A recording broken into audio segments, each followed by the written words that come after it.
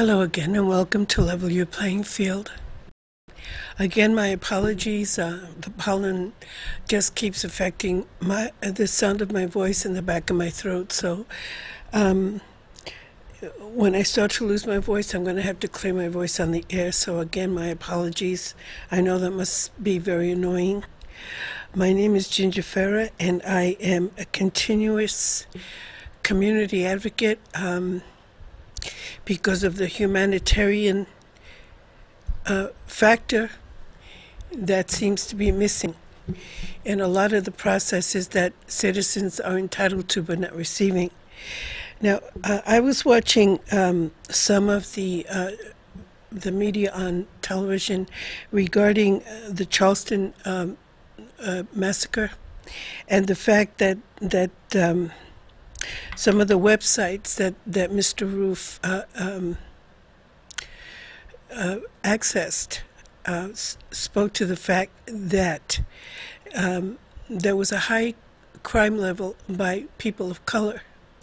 And so I got curious and I went to a website, and this is the most current statistics as of 2012 regarding the crime level at the pigment level of humans on the planet. In the year 2012, 6,502,919 Caucasian crimes were committed, as opposed to 2,640,067 by people of color. The Native American, 135,165, and Asian or Pacific Islander, 81,631. Total crimes percentage-wise by Caucasians is 69.3%. By people of color, 28.1%. Native American Indian, 1.4%, and Asian or Pacific Islander, 1.2%. Offenses that came up with arrests: males were 6,972,023, females 2,474,637. 73.8% were male, 26.2% were female. So it would appear that, like everything else, complete information is not given regularly about the ratio of whatever percentile relates to whatever crimes or whatever stories or whatever news is being reported. Again, 69.3% by Caucasian, as opposed to 28.1% by non-Caucasian. White-collar crimes. And that goes without saying. I don't know if I'll get to all of this, but it would appear that with white-collar crimes, it's almost like they go to a country club setting where when they go to jail. But these are some of the crimes committed: counterfeiting and piracy, 300 billion to 1 trillion. Worldwide global drug trade, 321 billion. Accounting scandals, con men, corporate crime, FBI, franchise fraud, immigration and customs enforcement, industrial espionage, Interpol, IRS criminal investigation division, money laundering, mortgage fraud, Office of Criminal Investigation. Organization, cultural deviance, organized crime, penny stock scam, Sarbanes-Oxley Act, SARBANES Oxley Act, Securities and Exchange Commission, securities fraud, terrorist financing, United States Postal Inspection Service, United States Secret Service. So these are the white-collar crimes that so many get away with because of the positions they hold, or they're not held accountable because of their title. in our government and in world government.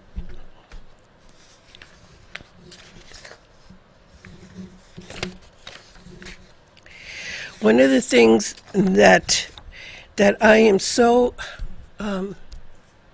zealous about is driving and tailgating and texting or drinking while driving. So let me read you. Texting while driving now is the leading cause of U.S. teen deaths. More than 3,000 teens die each year in crashes caused by texting while driving. Approximately 2,700 teens are killed in drunk driving accidents. More than 50% of teens admit to texting while driving. There is a website that might interest you. It's called www.romans322.com. And that's all lowercase, www.romans322.com/texting while driving statistics. Now, it has a lot of statistics from alcohol to pedestrian, but my concern was for texting. And this was taken, the first report was taken on the 23rd of June, a few days ago. Drunk driving, 16,081 deaths. 16,081 deaths. Texting while driving, 2,849. 3 days later, that same drunk driving statistic has gone on by 160 deaths. From 16,081 to 16,241. Texting while driving, 26 more victims, from 2,849 to 2,877. And when you're looking in your rearview mirror and you see somebody that's coming up to the back of your car at an abnormal rate of speed, and they're looking down, it can scare the heck out of you. And the other day I was driving, and the light changed, and I started to coast to a stop, and I looked in the rearview mirror, and this guy and his female companion, I don't know if she was his wife, his sister, or whatever, but she's talking to him and she's showing him all this paperwork, and he's not looking up. He's got whatever paperwork she gave him, he puts it in front of himself on the steering wheel. And then he just abruptly stopped. And he kept tailgating me until I finally had a chance to pull over and get away from this lunatic. And this is every single day. Every single day, people are put in a position of being rear-ended or an accident occurring due to texting while driving. And these statistics are not just teens. These human lives that are now dead are people of all ages, because some of the most mature-looking adults, you see them with their phone like this, or their phone in front of them, or they're doing this while they're driving. And so, you know, we're at the mercy of the people that don't give a damn about the safety of themselves or anybody else. And there has to be a way. There has to be a very stiff law. When you put somebody else's life in jeopardy, that's a crime. That's a crime. And if there are children in the car, or an elderly person, or just human beings, or even your pet, you run the risk of being, in an accident, because somebody who just isn't mature enough to understand responsibility is putting your life in jeopardy.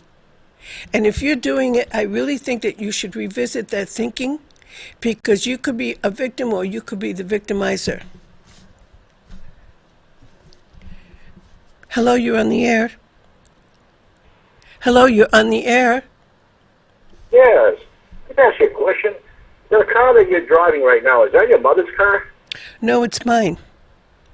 What's that? Why? Is that your own car? Yes. Where do you get the money for a car if you don't work? Okay. Where do you get the money for gas? Okay, hold on. Do you want me to? Where do you get all this money? Let me give you an answer, okay? What's that? Let me answer your questions.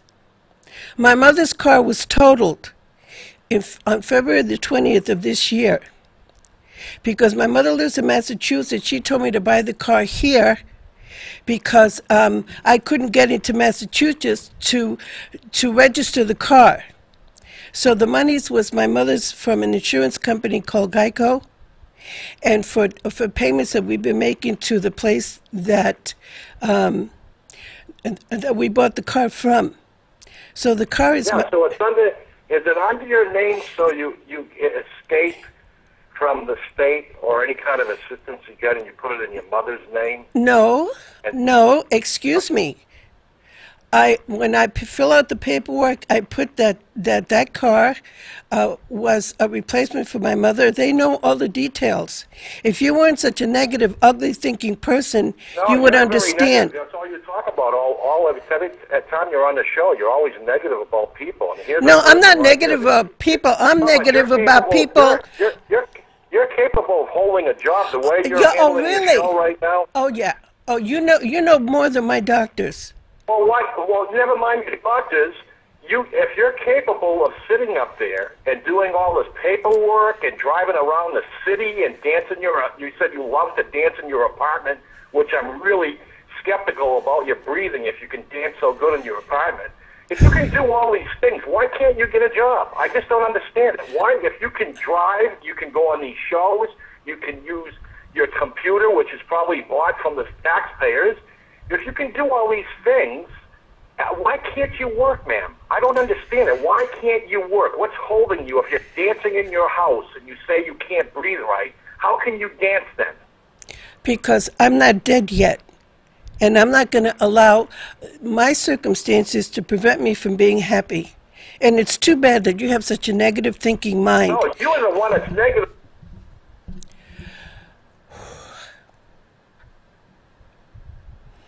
No matter how many times I share information with the public about the fraud that was perpetrated on the taxpayers because my employer denied my valid workers' compensation claim.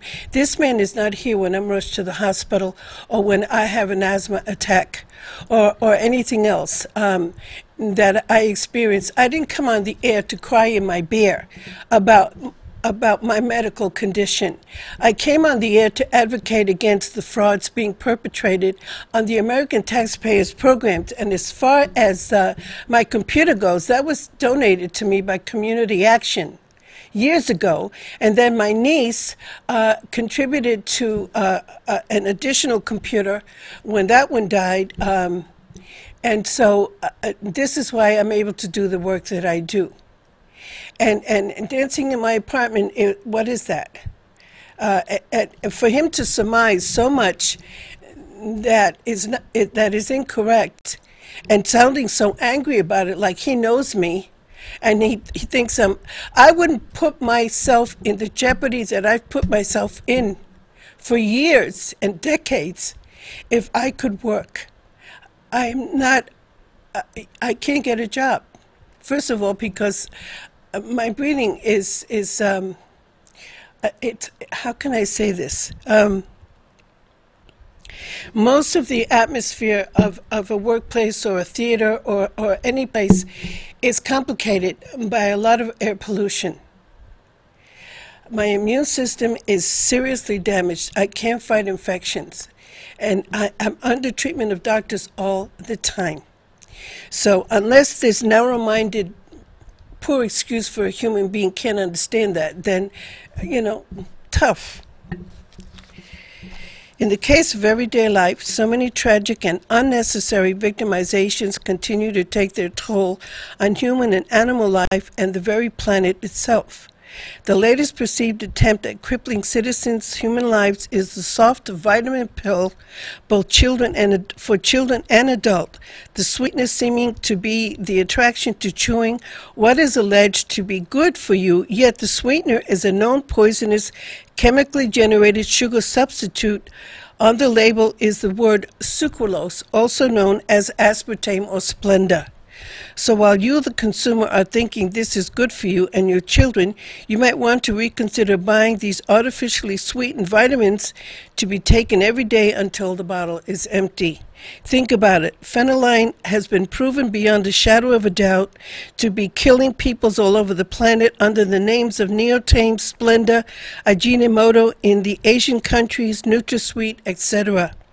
Please read any label you are considering in your purchase of vitamins, not only for your children, but for yourself, your husband, and even your pets.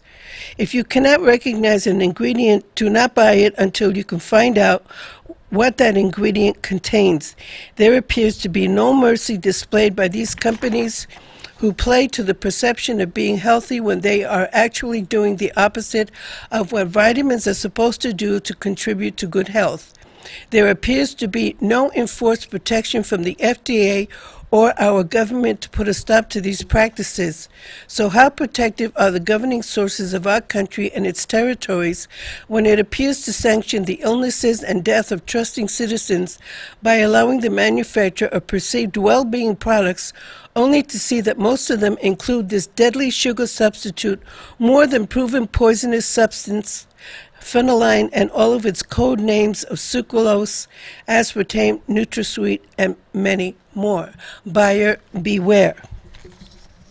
The dangers of sucralose is an artificial sweetener that is made using a variety of unnatural additives, the most dangerous being chlorine, reports MedicineNet.com.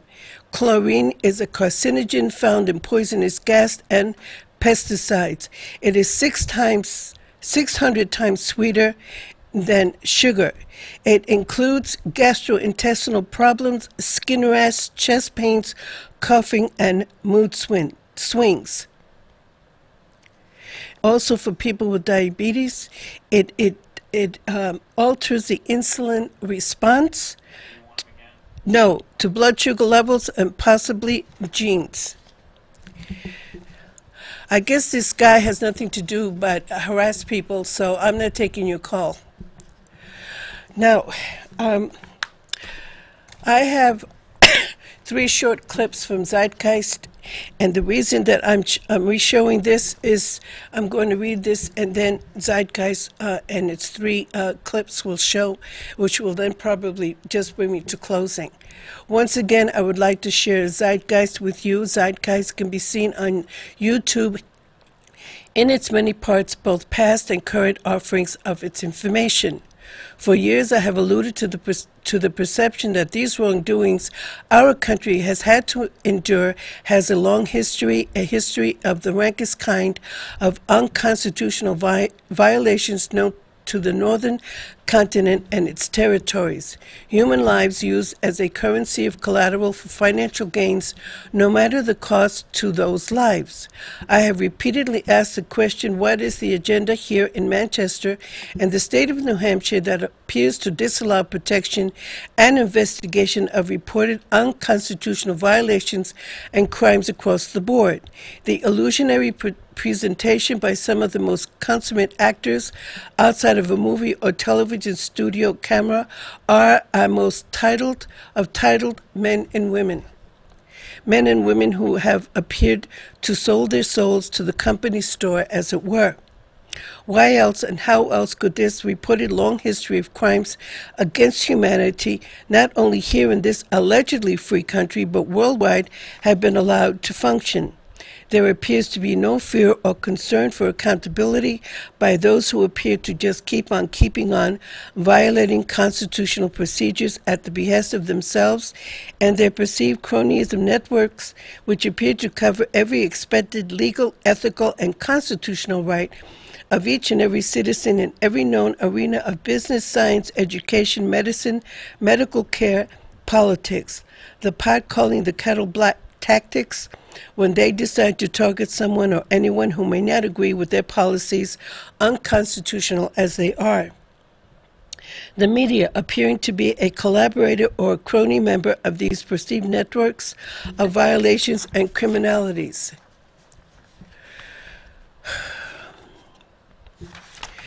In the first and second Zeit Geist clip, there is reference to Prescott Bush. one of the founders of the formulation of of the financial corruption of the United States of America and other political entities of that time frame. So, okay, John, whenever you're ready.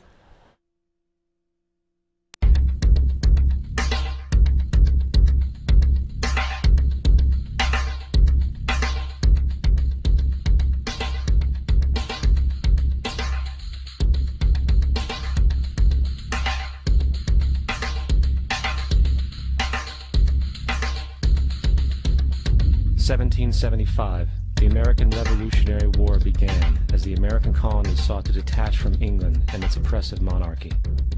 Though many reasons are cited for the revolution, one in particular sticks out as the prime cause: that King George III of England outlawed the interest-free, independent currency the colonies were producing and using for themselves, in turn forcing them to borrow money from the Central Bank of England at interest, immediately putting the colonies into debt.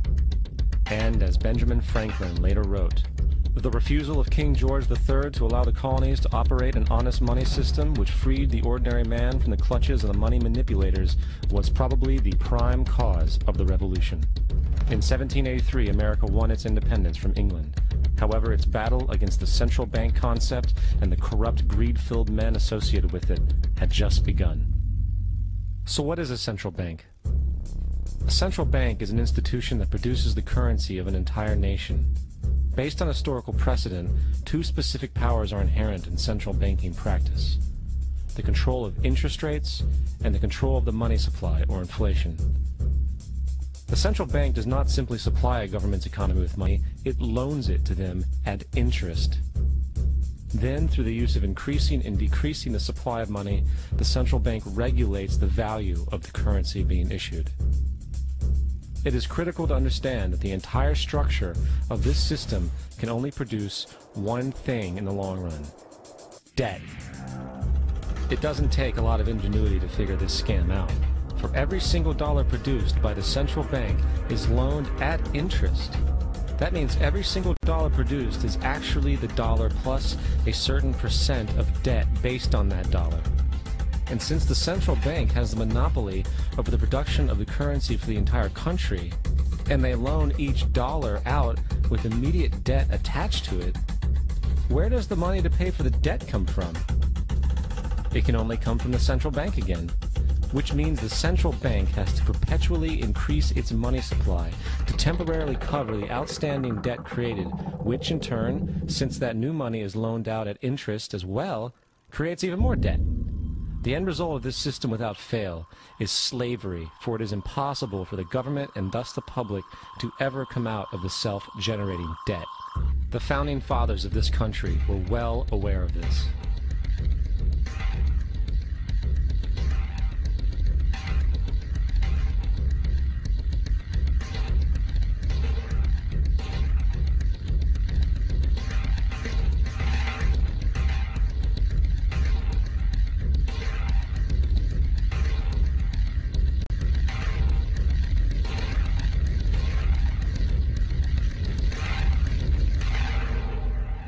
By the early 20th century, the U.S. had already implemented and removed a few central banking systems, which were swindled into place by ruthless banking interests. At this time, the dominant families in the banking and business world were the Rockefellers, the Morgans, the Warburgs, the Rothschilds. And in the early 1900s, they sought to push, once again, legislation to create another central bank. However, they knew the government and public were very weary of such an institution, so they needed to create an incident to affect public opinion. So, J.P. Morgan, publicly considered a financial luminary at the time, exploited his mass influence by publishing rumors that a prominent bank in New York was insolvent or bankrupt. Morgan knew this would cause mass hysteria, which would affect other banks as well. And it did. The public, in fear of losing their deposits, immediately began mass withdrawals. Consequently, the banks were forced to call in their loans, causing the recipients to sell their property, and thus a spiral of bankruptcies, repossessions, and turmoil emerged. Putting the pieces together a few years later, Frederick Allen of Life magazine wrote, The Morgan interests took advantage to precipitate the panic, guiding it shrewdly as it progressed. Unaware of the fraud, the Panic of 1907 led to a congressional investigation headed by Senator Nelson Aldrich, who had intimate ties to the banking cartels and later became part of the Rockefeller family through marriage. The commission, led by Aldrich, recommended a central bank should be implemented so a panic like 1907 could never happen again. This was the spark the international bankers needed to initiate their plan. In 1910, a secret meeting was held at a J.P. Morgan estate on Jekyll Island off the coast of Georgia. It was there that the central banking bill called the Federal Reserve Act was written. This legislation was written by bankers, not lawmakers. This meeting was so secretive, so concealed from government and public knowledge, that the 10 or so figures who attended were told they could only use their first names in addressing each other. After this bill was constructed, it was then handed over to their political frontman, Senator Nelson Aldrich, to push through Congress.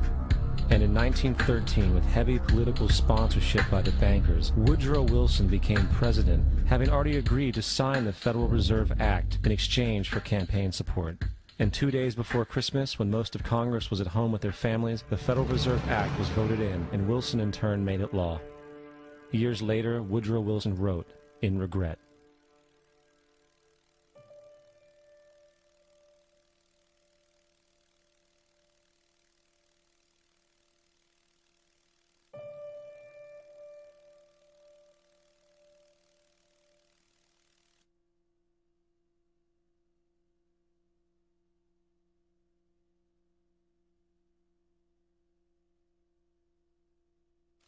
Congressman Louis McFadden also expressed the truth after the passage of the bill. A world banking system was being set up here, a superstate controlled by international bankers, acting together to enslave the world for their own pleasure. The Fed has usurped the government. Now, the public was told that the Federal Reserve System was an economic stabilizer, and inflation and economic crises were a thing of the past. Well, as history has shown, nothing is further from the truth. The fact is, the international bankers now had a streamlined machine to expand their personal ambitions. It's alive! It's alive! It's alive! For example, from 1914 to 1919, the Fed increased the money supply by nearly 100%, resulting in extensive loans to small banks and the public. Then, in 1920, the Fed called in mass percentages of the outstanding money supply, thus resulting in the supporting banks having to call in huge numbers of loans, and, just like 1907, bank runs, bankruptcy, and collapse occurred. Over 5,400 competitive banks outside of the Federal Reserve System collapsed, further consolidating the monopoly of a small group. Privy to this crime, Congressman Lindbergh stepped up and said in 1921, "Under the Federal Reserve Act, panics are scientifically created. The present panic is the first scientifically created one, worked out as we figure a mathematical equation." However, the Panic of 1920 was just a warm-up. From 1921 to 1929, the Fed again increased the money supply, resulting once again in extensive loans to the public and banks. There was also a fairly new type of loan called a margin loan in the stock market. Very simply, the margin loan allowed an investor to put down only 10% of a stock's price, with the other 90% being loaned through the broker. In other words, a person could own $1,000 worth of stock with only $100 down. This method was very popular in the roaring 1920s, as everyone seemed to be making money in the market. However, there was a catch to this loan. It could be called in at any time and had to be paid within 24 hours. This is termed a margin call, and the typical result of a margin call is the selling of the stock purchased with the loan. So, a few months before October in 1929, J.D. Rockefeller, Bernard Baruch, and other insiders quietly exited the market, and on October 24th, 1929, the New York financiers who furnished the margin loans started calling them in masse. This sparked an instantaneous, massive sell-off in the market, for everyone had to cover the margin loans. It then triggered mass bank runs for the same reason, in turn collapsing over 16,000 banks, enabling the conspiring international bankers to not only buy up rival banks at a discount, but to also buy up whole corporations at pennies on the dollar. It was the greatest robbery in American history. But that didn't stop there. Rather than expanding the money supply in order to recover from this economic collapse, the Fed actually contracted it, fueling one of the largest depressions in history. Once again outraged, Congressman Louis McFadden, a longtime opponent of the banking cartels, began bringing impeachment proceedings against the Federal Reserve Board, saying of the crash and depression, it was a carefully contrived occurrence. International bankers sought to bring about a condition of despair so that they might emerge the rulers of us all. Not surprisingly, and after 2 previous assassination attempts, McFadden was poisoned at a banquet before he could push for the impeachment. Now, having reduced the society to squalor, the Federal Reserve bankers decided that the gold standard should be removed. In order to do this, they needed to acquire the remaining gold in the system. So, under the pretense of helping to end the Depression, came the 1933 gold seizure. Under the threat of imprisonment for 10 years, everyone in America was required to turn in all gold bullion to the Treasury, essentially robbing the public of what little wealth they had left. And at the end of 1933, the gold standard was abolished. If you look at a dollar bill from before 1933, it says it is redeemable in gold. You look at a dollar bill today, it says it is legal tender, which means it is backed by absolutely nothing. It is worthless paper. The only thing that gives our money value is how much of it is in circulation. Therefore, the power to regulate the money supply is also the power to regulate its value, which is also the power to bring entire economies and societies to its knees.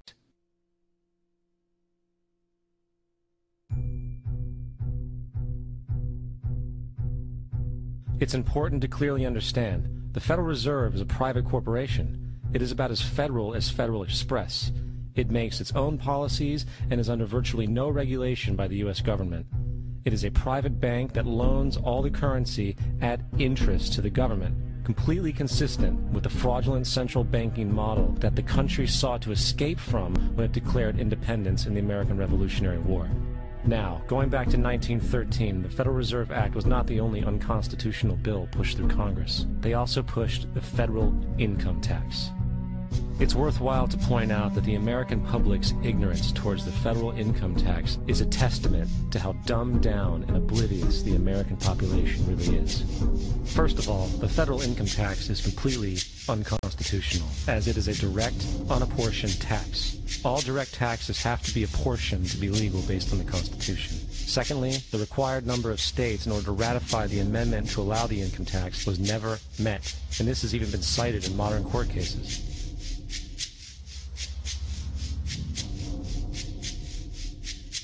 Third, at the present day, roughly 35% of the average worker's income is taken from them via this tax. That means you work 4 months out of the year to fulfill this tax obligation. And guess where that money goes? It goes to pay the interest on the currency being produced by the fraudulent Federal Reserve Bank, a system that does not have to exist at all. Not 1 cent of this tax goes towards any governmental program whatsoever. Not 1 cent. The money you make working 4 months out of the year goes almost literally into the pockets of the international bankers who own the private Federal Reserve Bank.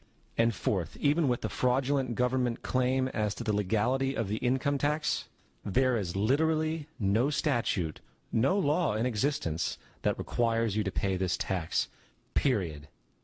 I really expected that, of course, there's a law that you can point to in the law book, the code, that requires you to file a tax return. Of course there is. I was at that point where I couldn't find the statute that clearly made a person liable, at least not me and most people I know, and I had no choice in my mind except to resign. Based on the research that I did throughout the year 2000 and that I'm still doing, I have not found that law. I've asked Congress, we've asked a lot of people in the IRS commissioners, helpers. They can't answer, because if they answer, the American people are going to know that this whole thing is a fraud. I haven't filed an federal income tax return since I left. I have not filed a tax return since 1999. The income tax is nothing less than the enslavement of the entire country. Now, the control of the economy and the perpetual robbery of wealth is only one side of the Rubik's Cube the bankers hold in their hands. The next tool for profit and control is war. Since the inception of the Federal Reserve in 1913, a number of large and small wars have commenced. The 3 most pronounced were World War I, World War II, and Vietnam. World War I. In 1914, European wars broke out centered around England and Germany. The American public wanted nothing to do with the war. In turn, President Woodrow Wilson publicly declared neutrality. However, under the surface, the U.S. administration was looking for any excuse it could find to enter it. Woodrow Wilson's top advisor and mentor was Colonel Edward House, a man with intimate connections with the international bankers who wanted to end the war. In a noted observation by Secretary of State William Jennings, the large banking interests were deeply interested in the World War because of the wide opportunities for large profits. It's important to understand that the most lucrative thing that can happen for the international bankers is war, for it forces the country to borrow even more money from the Federal Reserve Bank at interest. In a documented conversation between Colonel House, Wilson's advisor, and Sir Edward Grey, the Foreign Secretary of England, regarding how to get America into the war, Grey inquired, "What will Americans do if Germans sink an ocean liner with American passengers on board?" House responded, "I believe that a flame of indignation would sweep the United States, and that by itself would be sufficient to carry us into war." So, on May 7, 1915, on essentially the suggestion of Sir Edward Grey, a ship called the Lusitania was deliberately sent into German-controlled waters where German military vessels were known to be. And, as expected, German U-boats torpedoed the ship, exploding stored ammunition, sinking it in 18 minutes, killing 1,200 people. To further understand the deliberate nature of this setup, the German embassy actually put advertisements in the New York Times telling people that if they boarded the Lusitania, they did so at their own risk, as such a ship sailing from America to England through the war zone would be liable to destruction. In turn, and as anticipated, the sinking of the Lusitania caused a wave of anger among the American population, and America entered the war a short time after. The First World War caused 323,000 American deaths. J.D. Rockefeller made $200 million off of it. That's about $1.9 trillion by today's standards. Not to mention the war cost about $30 billion for America, most of which was borrowed from the Federal Reserve Bank at interest, furthering the profits of the international bankers. World War II. On December 7, 1941, Japan attacked the American fleet at Pearl Harbor, triggering our entry into that war. President Franklin D. Roosevelt declared the attack was a day that will live in infamy. A day of infamy indeed, but not because of the alleged surprise attack on Pearl Harbor. After 60 years of surfacing information, it is clear that not only was the attack on Pearl Harbor known weeks in advance, it was outright wanted and provoked. Roosevelt, whose family had been New York bankers since the 18th century, whose uncle Frederick was on the original Federal Reserve Board, was very sympathetic to the interests of the international bankers, and the interest was to enter the war, as we've seen, nothing is more profitable for international bankers than war. In a journal entry by Roosevelt's Secretary of War Henry Stimson, dated November 25, 1941, he documented a conversation he had with Roosevelt. The question was, how should we maneuver them into firing the first shot? It was desirable to make sure the Japanese be the ones to do this, so that there should remain no doubt as to who were the aggressors. In the months leading up to the attack on Pearl Harbor, Roosevelt had done almost everything in his power to anger the Japanese, showing a posture of aggression. He halted all of Japan's imports of American petroleum. He froze all the Japanese assets in the United States. He made public loans to nationalist China and supplied military aid to the British, both enemies of Japan in the war, which, by the way, is completely in violation of international war rules. And on December 4th, 3 days before the attack, Australian intelligence told Roosevelt about a Japanese task force moving towards Pearl Harbor. Roosevelt ignored it. So, as hoped and allowed, on December 7, 1941, Japan attacked Pearl Harbor, killing 2,400 soldiers. Before Pearl Harbor, 83% of the American public wanted nothing to do with the war. After Pearl Harbor, 1 million men volunteered for the war.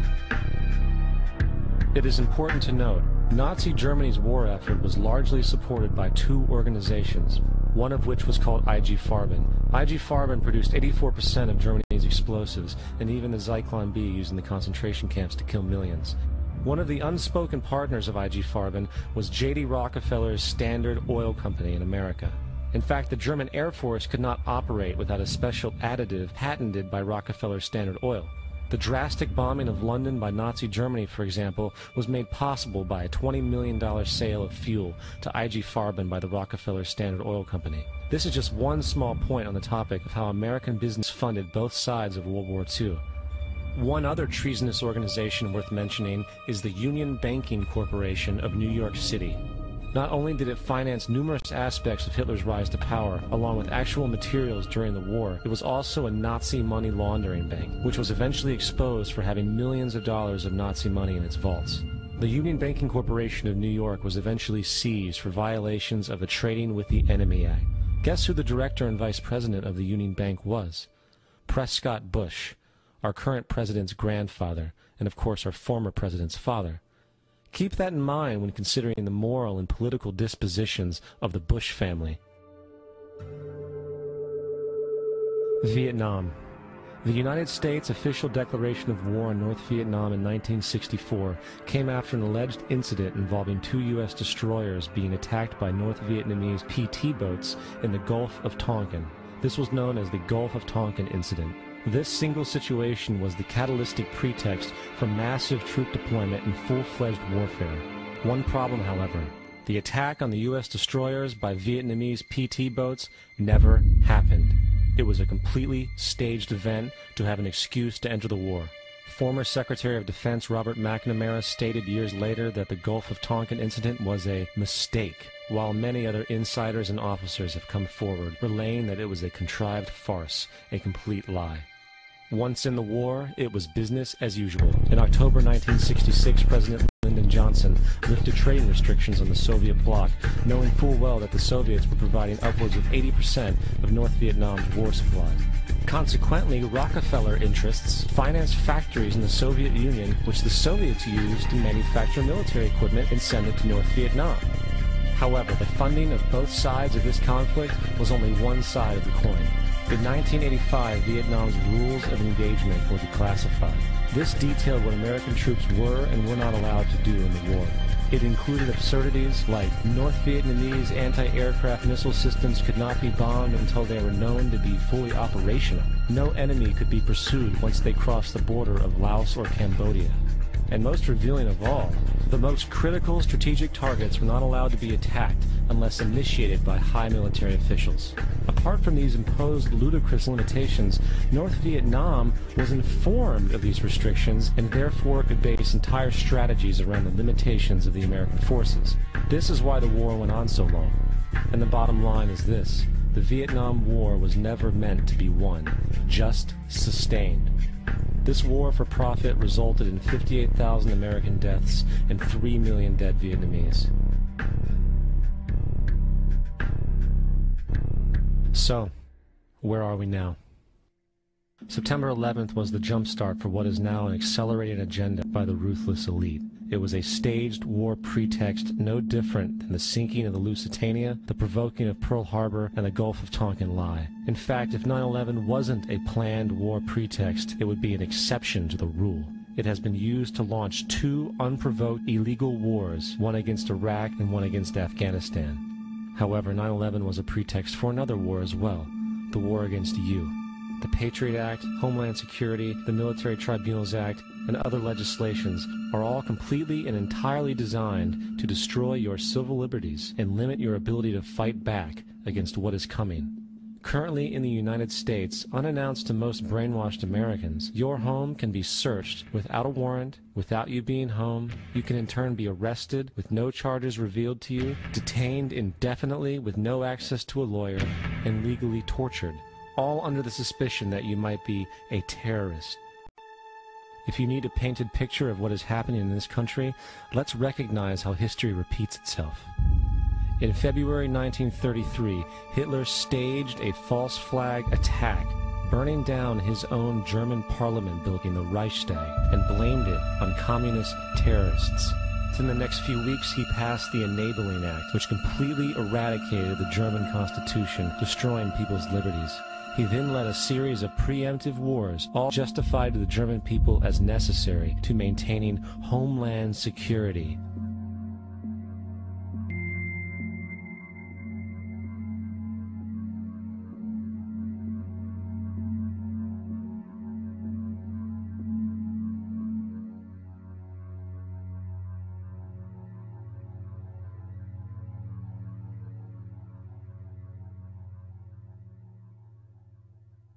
Am Schicksal des Kommunismus und der sich mit ihm verbrüdernden anderen Organisationen ändert die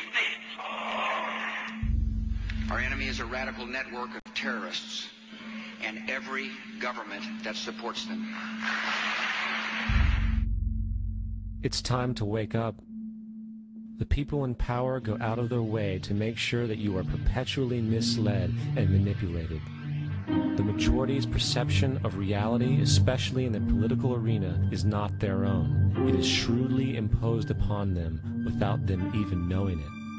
For example, the public at large actually believes the invasion of Iraq is going badly, as sectarian violence doesn't seem to stop.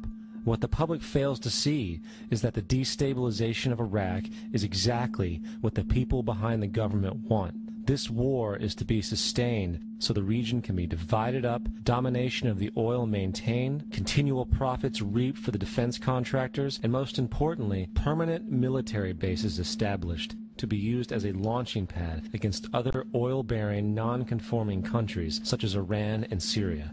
For further implication that the civil war and destabilization is purely intentional, in 2005, 2 elite British SAS officers were arrested by Iraqi police after being caught driving around in their car shooting at civilians while dressed up as Arabs. After being arrested and taken to a jail in Basra, the British Army immediately requested the release of these men. When the Basra government refused, British tanks came in and physically broke out the men from the Basra prison. If you wish to destroy an area, how do you do it?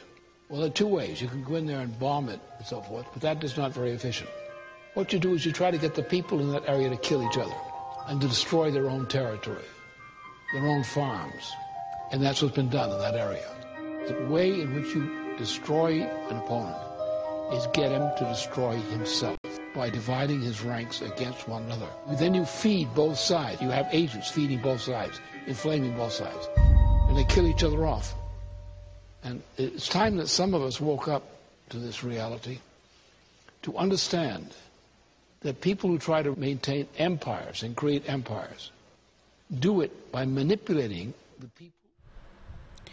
Hello, you're on the air. Hello, you're on the air. Hello? Hello? Hello? Okay.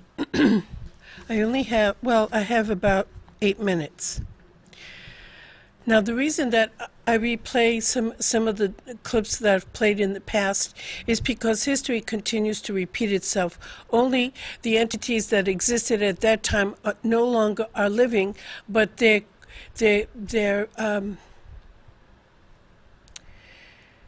cohorts, for lack of another way to put it, have taken their place. And as I've used this analogy many times, the shark has backup teeth, so that when it loses a tooth, immediately another tooth falls right into place, doesn't miss a beat. And that is how the political and the business world appears to continue to provide the worst kind of mentality regarding the rights of human beings all over the planet. Hitler's thinking is not exclusive to the German people as a whole, as is the thinking of anyone with a racist mentality. But using Hitler as a yardstick to measure how he was able to succeed so easily to exercising his hatred for those he targeted is the yardstick which can easily apply to any human being with or without a title other than a fellow human being, whose hatred is so profound they do not care about the consequences of his or her hate level, only that they find a way to express themselves and hopefully not get caught or held accountable for saying. As I have repeated over and over again, no one has to like anyone or anything about another, but here in the United States of America and its territories, it is supposed to be against the law on many levels, and if you violate the rule of law, then you are supposed to be held accountable for it. But it does not appear to apply to the likes of a racist on the job, or as a leader in the world community, or any place else he or she may function. When the rule of law acts as a deterrent, then and only then can justice prevail.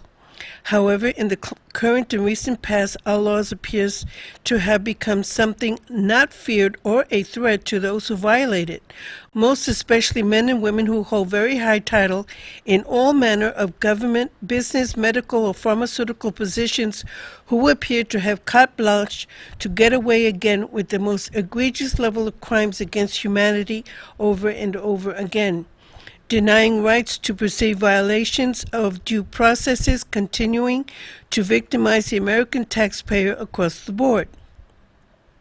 So as you decide for whom you will vote, consider that some of these men and women, most especially at the local level, have had a long connected history to this city's history regarding other men and women who hold and held positions of title as in politics, law enforcement, education, and other positions who have never stepped up to the plate to right the wrongs that plague this community.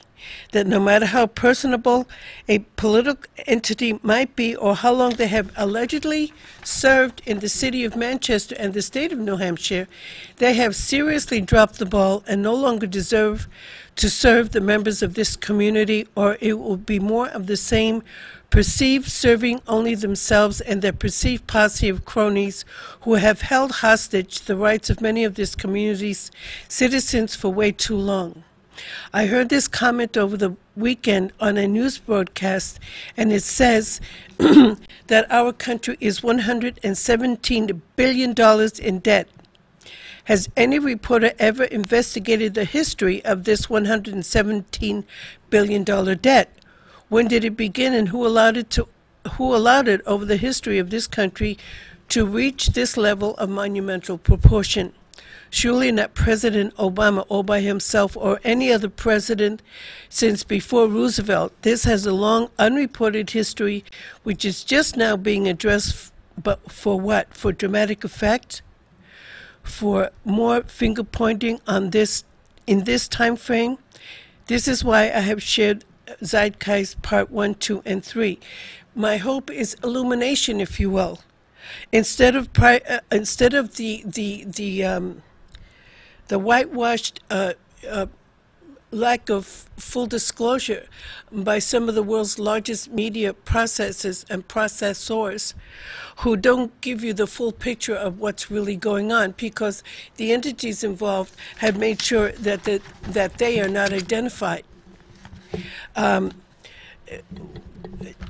don't even know how to begin to explain to you what it's like to witness the suffering of other people, to witness the degradation of the rule of law in its absence. It's absolutely absent from whatever that needed procedure is.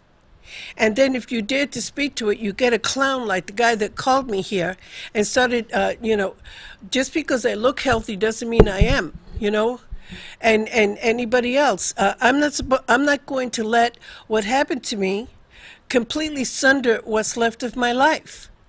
I have to fight back. This country says I have the right to do that. And if you don't like it, then don't watch my show. But don't sit there with your arrogant posturing and think that you know all the answers to all the questions that remain unanswered in this community. And unless you are a respecter of constitutional rights, then you're a detractor. And if that's your mindset, then you shouldn't be calling me, because I don't believe in that. I believe the law has to work. It has to prevail, not only for the selected few, but for everybody. And if you don't like it, like I said, don't watch my show. Next week is part 4 and 5, which deals with the education processes that have been going on for decades that most people don't know about. And people that weren't even born yet are now parents, and their kids are in school, and the children are going through a very, very difficult time because of the contradictory manner in which education is being forced down their throat, and that their parents don't have a right to know what their children are being taught at school. That totalitarianism that seems to be just wreaking havoc with the rights of the students, the rights of the parents, and the constitutional rights overall of these processes. So it's almost time for me to go. Again, please remember, and I would ask Donald Trump and Mr. Bush to look into the fraud of workers' compensation and the billions of dollars it has cost the taxpayers of this country. And what are they willing to do to resuscitate that system and make it workable so that it is not so easy to cheat the American taxpayer and the once whole and well employee who had to fall into a system that's paid for by taxpayers. So long until next time, and please remember that freedom isn't free.